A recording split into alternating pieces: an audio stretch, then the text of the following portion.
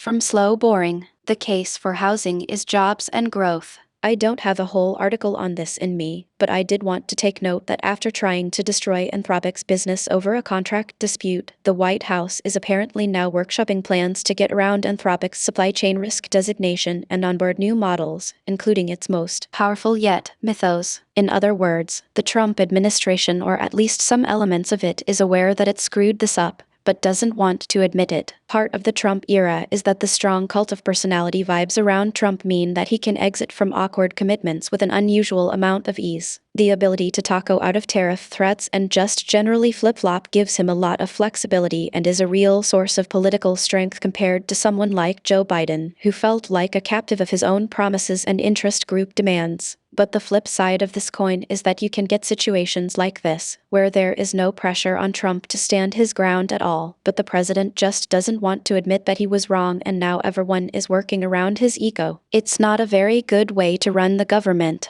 Lakshya Jain wrote recently that Democrats aren't doing as well in the generic ballot as you'd think given Trump's unpopularity because voters still don't trust them on a bunch of policy issues. Conversely, conservatives might want to consider that Democrats are about to win back a lot more political power than you'd expect from a party that is considered untrustworthy on key issues purely as a function of Trump's unpopularity. Theodore Milan recently wrote, "When it comes to housing specifically, voters simply don't believe an increase in housing supply will lower prices. In fact, they believe the opposite." What are the implications of this finding for a YIMBY who believes that more construction would lower housing costs? T.S. But also that the Democratic Party needs to be popularist to win elections? He's not doing his job very well. But nobody in the conservative movement wants to talk about this clearly or openly. I am aware that the supply skeptics seem to be wrong in most of the empirical literature, but I actually have a great deal of sympathy for them on this specific point. Clearly, if more housing exists, it follows that the price of housing has to be lower somewhere because of moving chains. But the geographical scope of the effect is completely ambiguous. To take a specific example, there has been a ton of new housing development in Union Market in DC. That new housing development has also featured a lot of new retail development, and my intuition is that this has probably made the row houses across the street on the other side of Florida Avenue more expensive,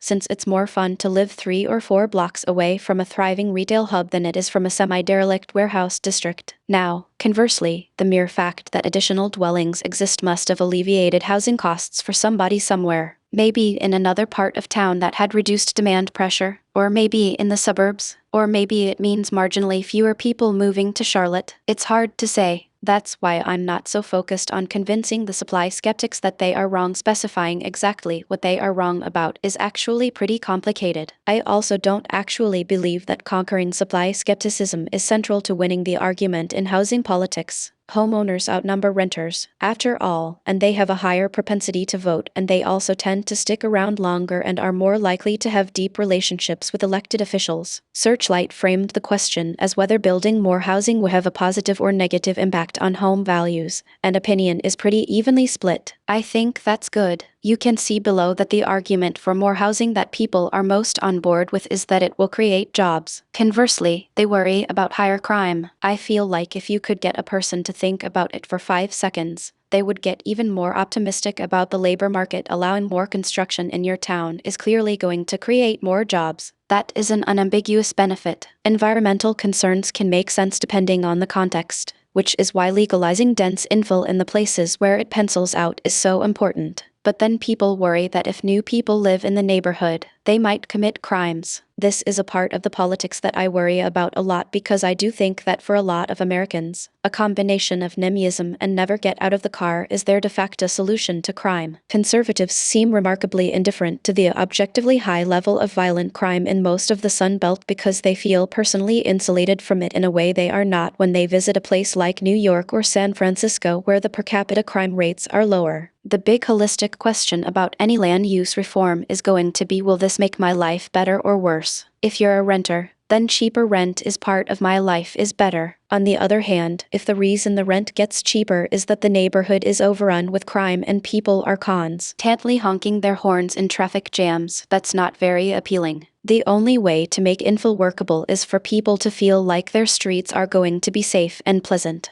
But this brings me back to the prices issue. Conversely, a reasonable concern a renter is going to have is that any change that makes life in your town better, improved schools, a brand new park, reduced crime, an AI startup taking off like a rocket, is just going to lead to you getting priced out. The benefit of having a construction-friendly policy climate is that if your city becomes a better place to live and more people want to live there, new homes will be built for them instead of them outbidding the residents who already live there. The key thing that you want is to be able to tell a story about how you're going to deliver a win-win for people with living conditions that are improving and an economy that is growing and where the rising tide lifts all boats. There's no way to make that happen without a housing market in which supply rises to reach demand. Jeff, when Trump wanted Israel to stop attacking Lebanon to facilitate his failing negotiations with Iran, he just ordered Netanyahu to stop somewhat rudely and by tweet. Naturally, and Bibi just kowtowed and did what he was told without pushing back, despite this not being in his interest.